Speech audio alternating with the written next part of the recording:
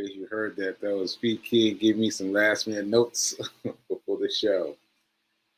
Notes before the show. Welcome to Get Rich 101. I'm your host from Sacred Rights, and here is my book. There it is. Hack Your Pain Now. Hack Your Pain Now. It's a very good book. I just placed the book yesterday, I think it was, with a woman who had some trouble with her daughter.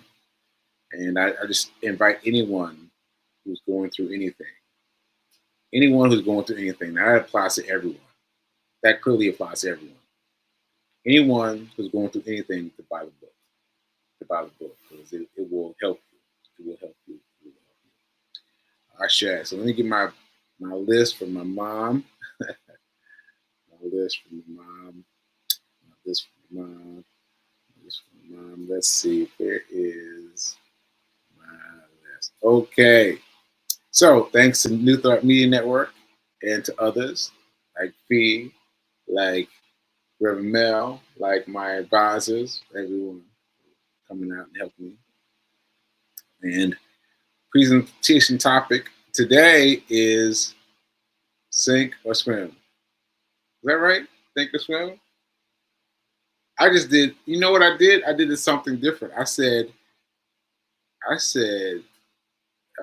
think or swim, which is the name of a trading app. Not what I meant to say, which was, sink or swim. I missed that. What? That's interesting.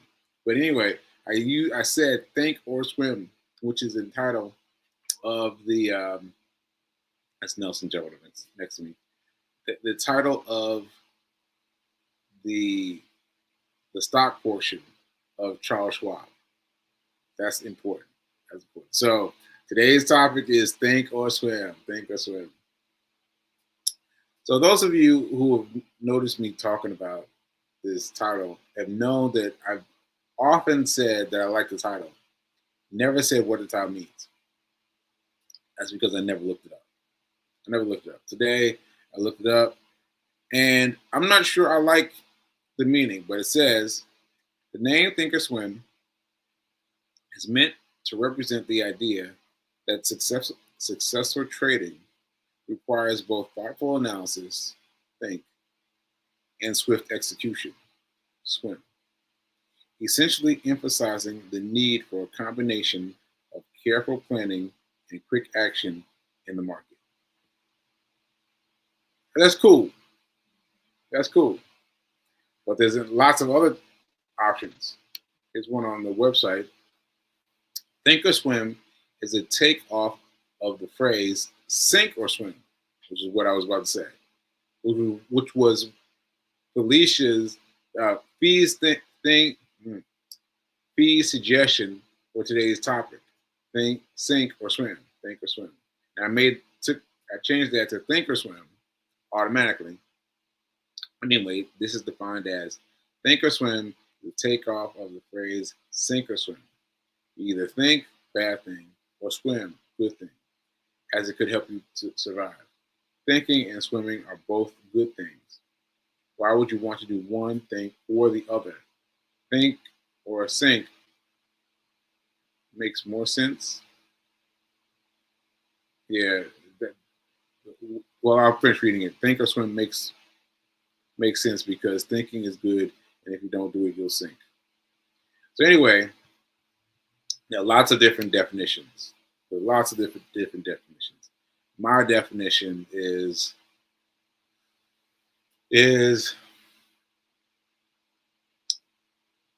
I think the way I've been thinking about it as I've been using this software is you gotta think and you gotta swim. I know it says or, but I'm thinking as a two is one. Think or swim. Maybe at the same time. But regardless, V made the suggestion that was my topic for today because I got to talk about the network. I got to talk about the weekend. I gotta talk about the weekend. Because for those of you who saw the show Friday, you already know where it's going. You already know where this is going, right? So I started off talking about this. hmm, I don't know if I should call it a job or something else. Let's call it something else. It's something, but it's called Primerica, and a lot of you will recognize the name already. A lot of you will recognize the name already because you've had some experience to to. Oh wait a minute, hold on. Let me see what this says. Why are so folks dead set that the paper money or electric currency equals riches? True riches are found in growth and wisdom. Most who think of themselves rich, in truth, are poor. Interesting. Interesting. Thank you, Thomas. Thank you, Thomas. And P is saying, I resonate with both meanings. Think or swim. Think or sink and swim. And P also saying, you had an intensive weekend with training, Primerica. Training, that's a good word, training. So Primerica, it was deep. It was deep. Like I saw the write up, the schedule, and and we told the person who put me up for training that that Seika's not gonna make it. Seika's not gonna make it, right? Because of my past. Because of my past, I knew that I wasn't gonna make it. Meaning that I was gonna need to take a nap or two or several. But the schedule for this weekend was 10 a.m. to 7 p.m. on Saturday and on Sunday. Did you hear me? 10 a.m. to 7 p.m. Mind you, we we really met at 9:30 both days. So nine to 7. Like what? All day Sunday, all day Saturday, and a kind of intro day on Thursday. It was rough. It was rough. But what surprised me is that I did not find the need, I did not find the need to take a nap. I could have said that better. I did not find the need to take a nap. I was expecting it. We'd already told her Jake is going to need a nap. I've already scouted out locations where I could sleep, where I could sneak off and sleep a little bit. But I didn't need it. I didn't need it. And that was fundamentally huge because you don't understand that my my barriers have been set up and moved downwards based upon what I've been doing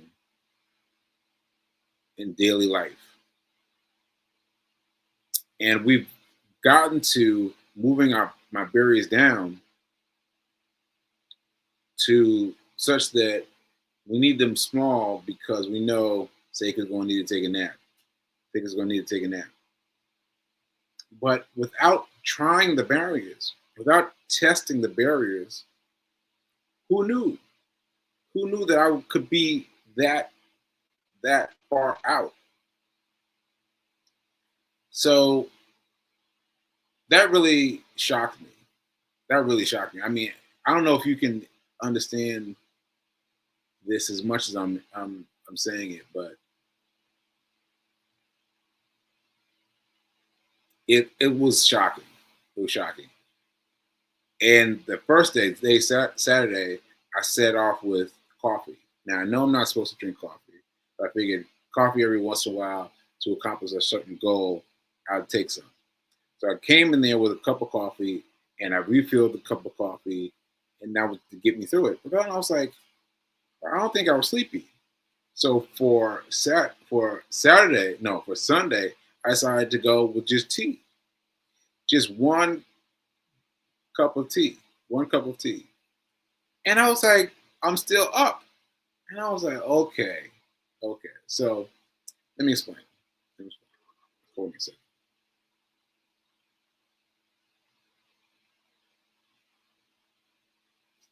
So what I'm saying is that once you are driven smaller, once your parameters are driven in, you've got to continually bounce. You've got to continually bounce outward. Because if you don't know where you are. You don't know where you are. And it was very shocking to me to know how much I was capable of. Right. And so that put me into a whole different range of thoughts.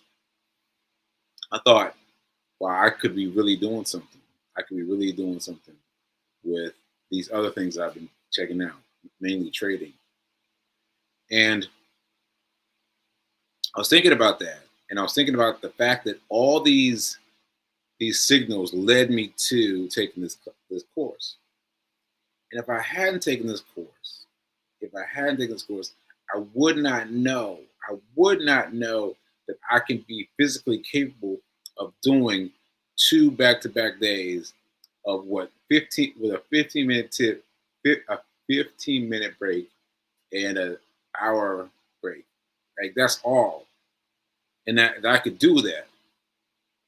And so that means that I can apply the same amount of effort, same amount of energy towards trading, towards other things that have my attention.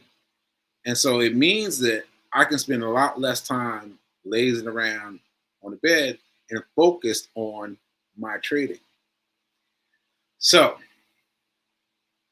so that that meant a lot to me.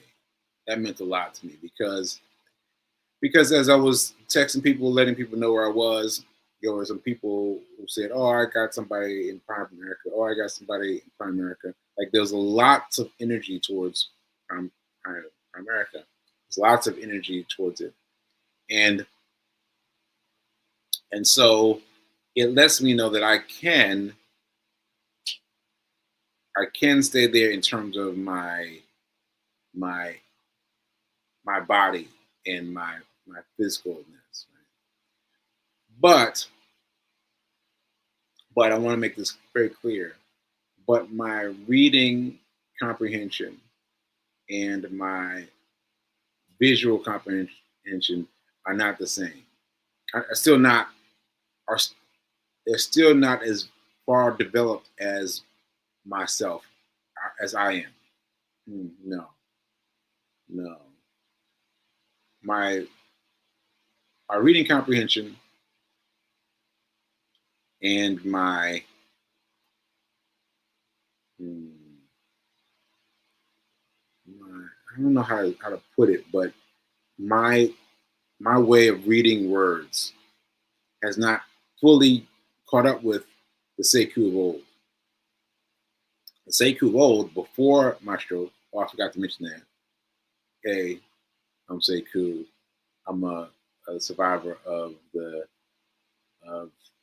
the stroke, a very specific kind of stroke that makes it difficult for you to do anything. I couldn't speak. I couldn't walk. I couldn't. Man, I couldn't remember anything. I'm still remembering things now. So I'm a very different version of the Sekou you knew, if you knew me at all. But I'm a very different version of that Sekou now.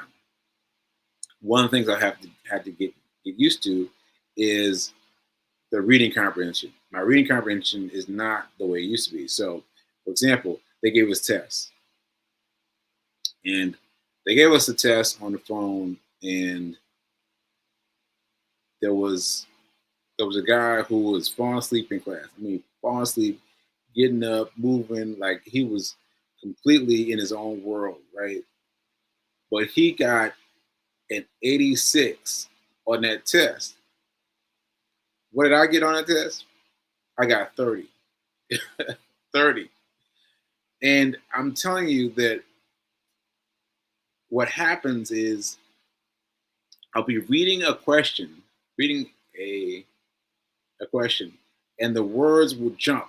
I know that sounds funny. I know it sounds funny, but it's real. It's like the words they they just jump.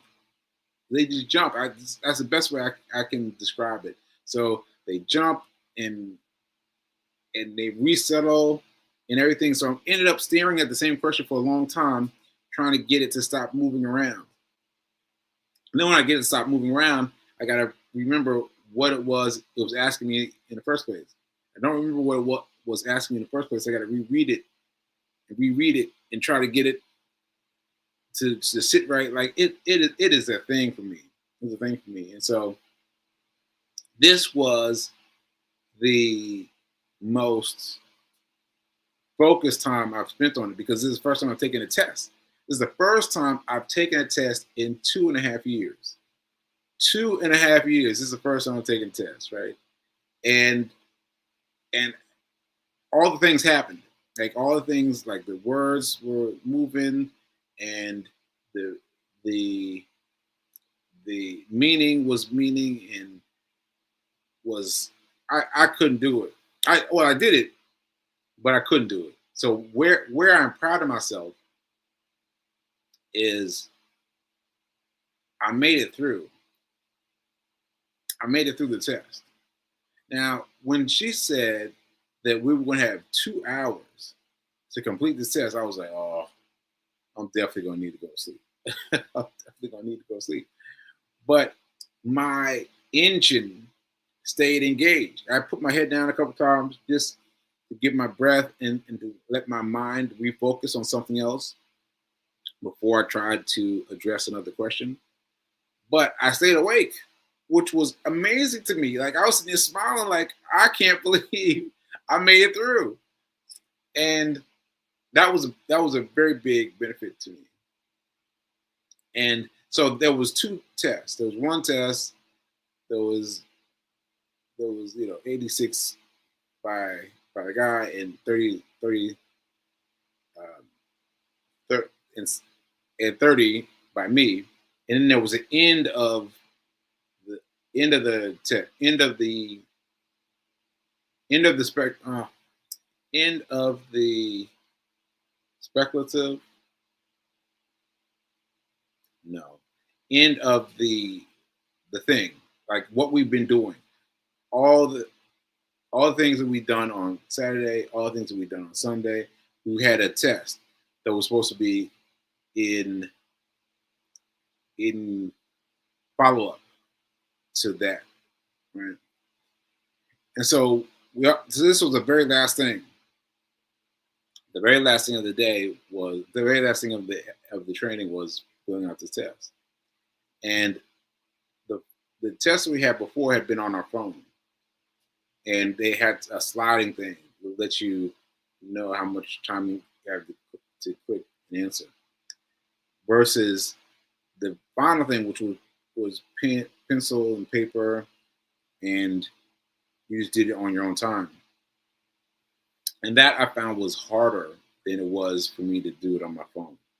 My phone, used to scare me. Honestly, my phone used to scare me because when I finished my stroke and my phone was given back to me by the people who took it, it was like I just didn't know what to do with it. Like, yeah, I knew it was my phone. I knew I should have it, but once I had it, I was just like, I don't know what to do with it. Like when it would ring, I would just sit there and stare at it. Like I didn't have that memory thing that me say, hey, hello. Like I just did not mess with the phone at all. And I just left it there. So, and then I saw my text that I had been sending to people before they took my phone away. There was like all these long words. Ooh, ah, oh, this crazy letters strung together. And so I was like, yeah, I need to not be doing the phone at all. So anyway, my phone has been forced into my worldview, like bit by bit, bit by bit, bit by bit. And so my phone is now, I'm now more used to my phone than writing, than filling something out. And so my phone, the tests on the phone were were I don't know, it felt better. It felt better on the phone. But anyway, so we did the paper. We did the paper, and we uh we got through it, and they asked, and then each person got their final grade, and that was it as they were leaving. And my grade was 35, 35, 35 out of 100. Now, I had been thinking up until I got my grade, I've been thinking about all the different things that have been hurting me in this direction. They've been pushing me to Primerica. And I was thinking, like, I don't know. Like, yeah, I know you got me here, Lord. I followed the signs and I got here. But why?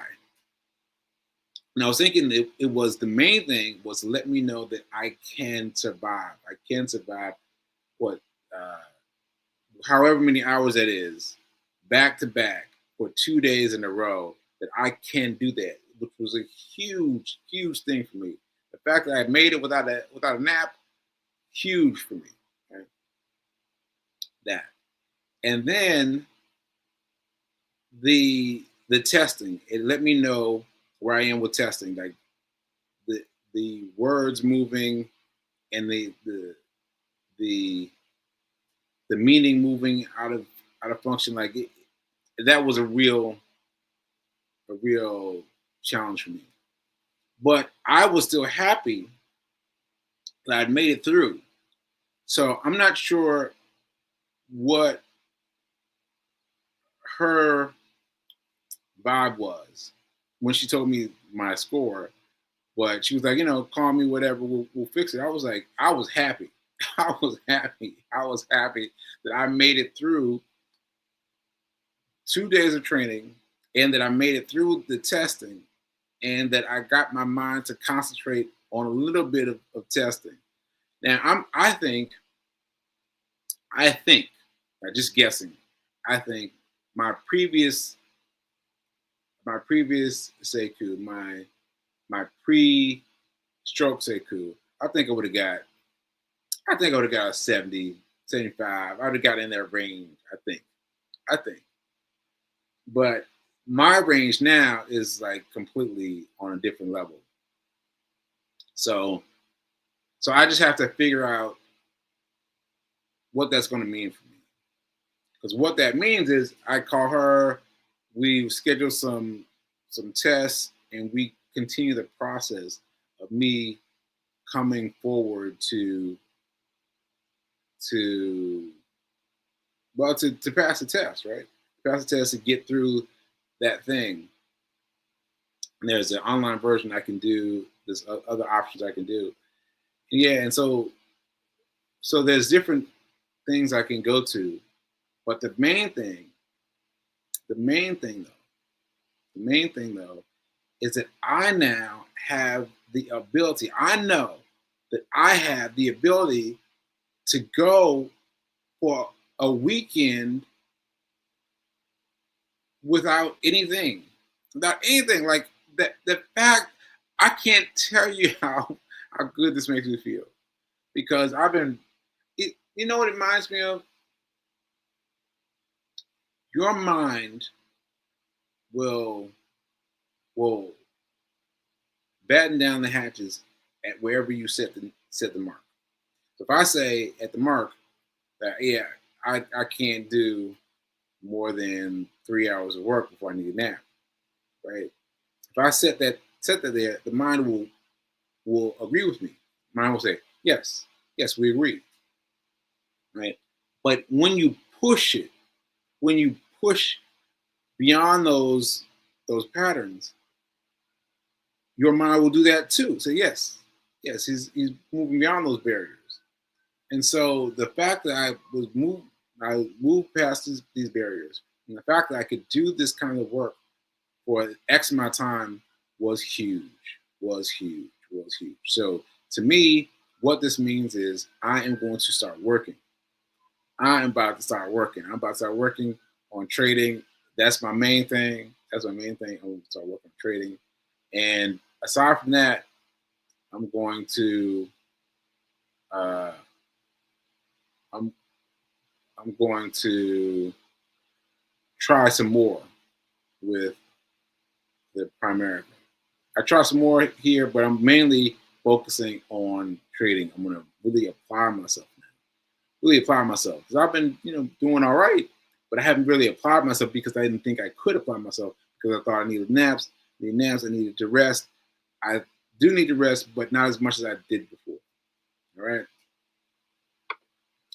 Let's see. What's Fee saying?